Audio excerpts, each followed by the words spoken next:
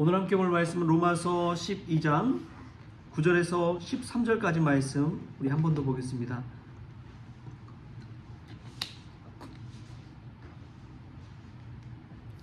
로마서 12장 9절에서 13절까지 말씀 우리 같이 읽겠습니다. 시작. 사랑에는 거짓이 없나니 악을 미워하고 선에 속하라. 형제를 사랑하여 서로 우애하고 존경하기를 서로 먼저 하며 부지런하여 게으르지 말고 열심을 품고 주를 섬기라. 소망 중에 즐거워하며 환난 중에 참으며 기도에 항상 힘쓰며 성도들의 쓸 것을 공급하며 손 대접하기를 힘쓰라. 아멘. 할렐루야. 말씀 가운데 귀한 은혜가 저와 여러분에게 있기를 소망합니다. 우리가 앞전에서는 은사에 대해서 이야기했다면 은사 플러스 열심이 참 중요하다라는 말씀을 또 오늘에서 하고 있습니다. 열심이 없고 부지런함이 없으면 아무 일도 이룰 수가 없습니다. 가만히 있는다고 여러분 문제가 해결됩니까? 가만히 주저앉아 있는다고 그냥 상황이 다 바뀝니까? 그렇지 않습니다. 부지런하고 열심히 있는 자가 뭔가를 이뤄가는 것이고 열정 있는 사람이 또 하나님의 일 가운데 쓰임받게 되는 것이지요. 조지 휘트필드라는 유명한 설교자가 있습니다. 존 웨슬리 시대에 같이 있었는데 얼마나 설교에 열정이 있었는지 그가 가는 곳마다 구름대 같은 인파가 몰려서 그 말씀을 듣고자 했다고 합니다. 그는 죽을 때까지 하나님의 말씀을 설교하고 하나님의 부르심을 받은 자입니다. 그가 설교할 때 목회자들에게 한 말이 있어요. 그게 뭐냐면 설교할 때 불을 가지고 설교하라. 열정을 가지고 설교하라. 만약에 설교에 열정이 담기지 않다면 그 설교문을 불에 던져버려라. 그런 이야기를 했습니다. 얼마나 열정적으로 하나님의 말씀을 증거하고 대언했는지 그 말씀을 들을 때에 정말 하나님의 벼락같은 말씀으로 받았습니다. 열정 있는 자가 뭔가를 이룰 수 있는 것이지요. 사도 바울도 그렇지 않습니까? 얼마나 열정이 있었는지 가슴에 불을 안고 열심을 품고 얼마나 많은 곳을 돌아다니면서 복음을 증거했는지요. 열정이 있고 열심히 있는 자가 뭔가를 이룰 줄 믿습니다. 그냥 한번 안 된다고 주저앉아 버리면은 아무것도 될 수가 없어요. 쉽게 포기하는 자는 아무것도 이룰 수 없는 자입니다.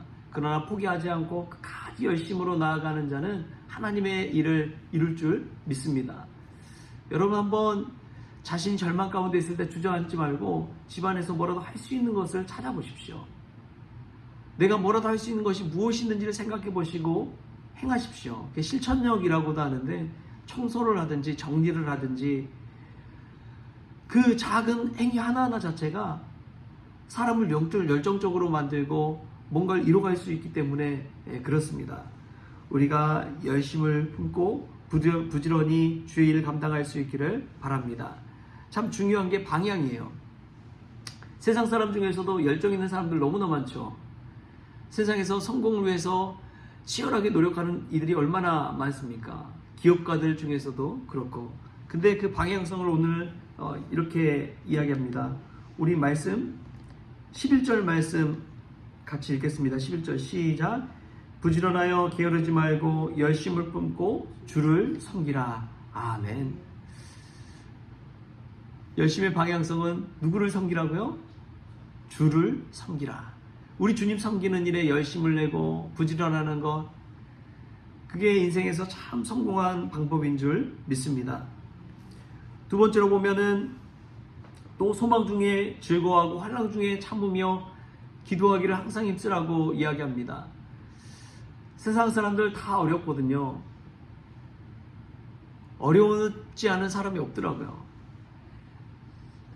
지난 주 중에 친구 동기 목사님한테 연락이 왔는데 그 친구 동기 목사님이 이제 나주에서 진짜 힘들게 목회하다가 이제 군산 쪽으로 교회 담임 목사로 또 옮기게 됐어요. 그래서 옮긴 지 한 1년 정도 된 것 같은데 교회 상황 어떤지 이렇게 물어보니까 여기도 마찬가지로 어려움이 있대요.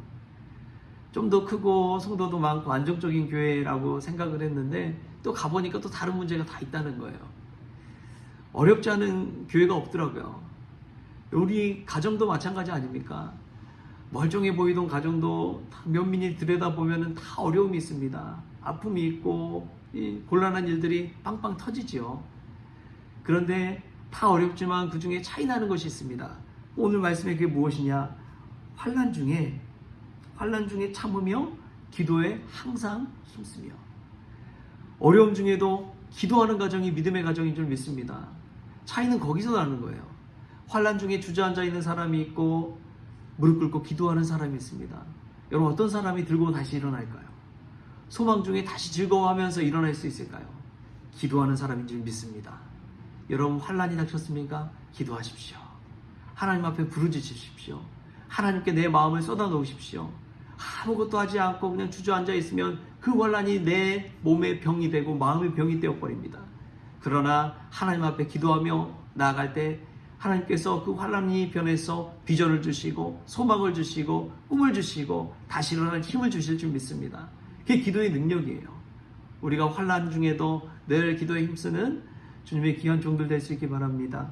또 세 번째로 보니까 성도에 쓸 것을 공급하며 손대접하기를 힘쓰라고 말하고 있습니다.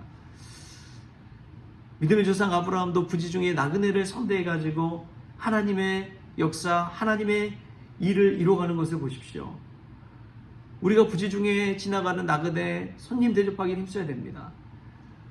특별히 교회는요, 새로 오는 사람들에게 좀 환대할 수 있는 공동체예요.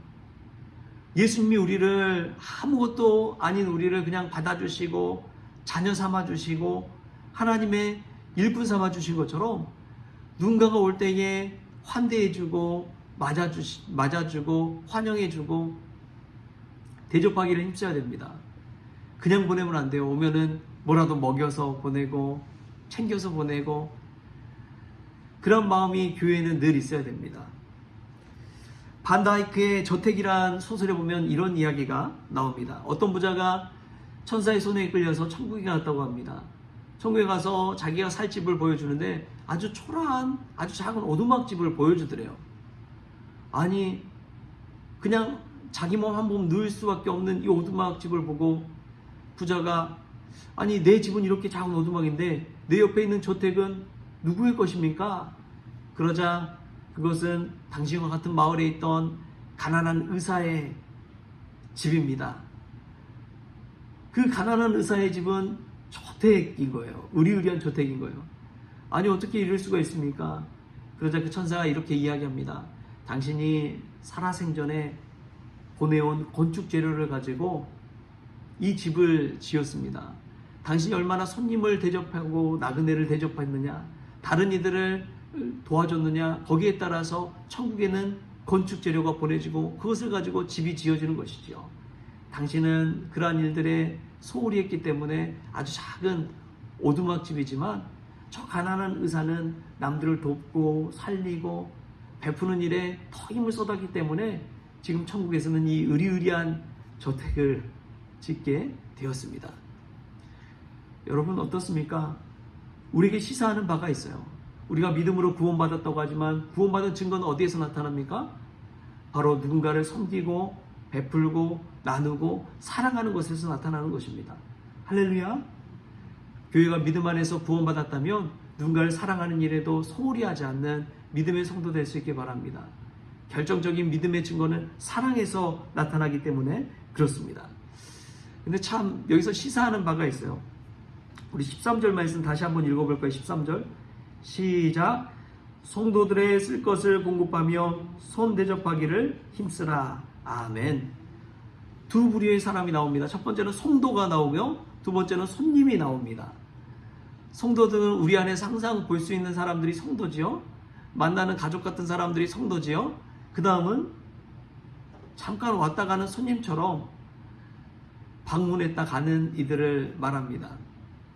두 부류가 나눠져 있어요.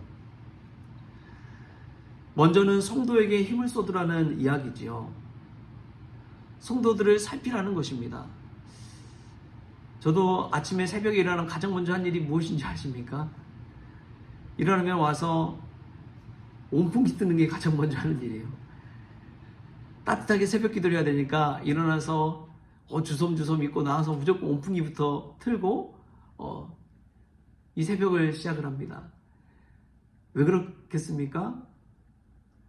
새벽기도 나온 우리 성도님들 춥지 않도록 하기 위해서 가장 먼저 원풍기부터 트는 거예요. 우리 성도들 생각하는 마음, 여러분 그것이 가장 먼저입니다. 성도 안에 사랑이 넘치면 손님으로 왔던 사람들도 성도들의 모습을 보고 은혜 받고 주님의 모습을 발견하게 되고, 그래서 예수님 앞에 더 가까이 나아갈 수 있게 되는 것이지요. 퍼스트 첫 번째는 성도들 간에 서로 공급해주고 도와주는 것입니다. 어려운 성도 있으면 여러분 아무도 모르게 오른손이 아니라 왼손이 모르게 구제하십시오. 도와주십시오. 나누십시오. 그리고 손님이 왔다면 또 환대하십시오. 그때 하나님 나라의 지경이 점점점 넓혀질 줄 믿습니다. 이 사도 바울 공부하다 보면 깨닫는 게 있어요. 그것은 아무도 모르는 곳 갔을 때 그 사람들 한 사람 한 사람을 사랑으로 대접하고 사랑으로 공급하고 세워줬다는 것입니다. 바울은 스스로 일해서 그 일을 감당했어요. 얼마나 대단한 사도인지 모릅니다. 사랑하는 성도 여러분, 우리가 오늘 말씀 기억하면서 열심을 품고 주를 섬기며 환난 중에 항상 기도에 힘쓰고 성도들에게 이 더 잘 공급하고 손님 대접하기를 힘쓰는 저와 여러분 될 수 있길 바랍니다. 그때에 하나님의 나라가 이 땅 가운데 우리 교회 가운데 아름답게 이루어질 줄 믿습니다. 기도하겠습니다. 좋으신 하나님 감사합니다. 우리가 입술로는 믿음으로 구원받는다, 믿음만 있으면 된다 이야기하지만 하나님은 믿는 자로서 사랑을 가지고 증거하라고 이야기합니다. 열심을 가지고 주를 섬기라고 하고 환난 중에도 참고 기도하라고 하시고 성도들 쓸 것을 공급하고 손님 대접하기를 힘쓰라고 말합니다. 주님, 주저앉아 있지 않게 하여 주옵소서. 열심을 내게 하여 주옵소서. 실천력을 가지고 오늘 내가 할 수 있는 그 일을 행하게 하여 주옵소서. 그리하여 우리가 있던 모든 일을 통해서 천국에 갔을 때 정말 아름다운 저택에서 살아가는 우리 모든 성도님들 될 수 있도록 복의 복을 더하여 주옵소서. 감사하며 예수님의 이름으로 기도하옵나이다. 아멘.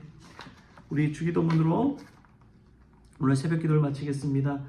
하늘에 계신 우리 아버지여, 이름이 거룩히 여김을 받으시오며 나라가 임하시오며 뜻이 하늘에서 이루어진 것 같이 땅에서도 이루어지이다. 오늘 우리에게 일용할 양식을 주시옵고 우리가 우리의 죄진 자를 사하여 준 것 같이 우리 죄를 사하여 주시옵고 우리를 시험에 들게 하지 마시옵고 다만 악에서 구하시옵소서. 나라와 권세와 영광이 아버지께 영원히 있사옵나이다. 아멘.